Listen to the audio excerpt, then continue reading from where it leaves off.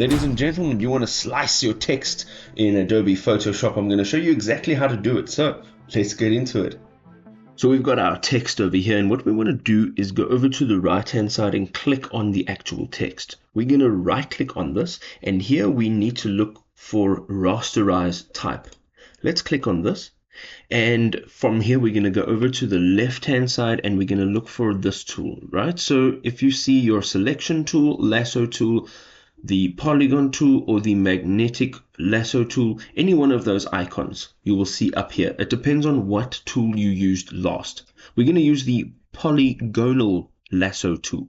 Now from here you need to click down, and you're going to be creating a line as to where you would like to slice this text. So let's go and slice it right over here, right to the bottom, and let's do another point here, and let's do another point here, and another point here. Now essentially what you're creating is a selection. All right, now from here you're going to right click and you are going to layer via cut. This will separate this layer and create a new one right over here.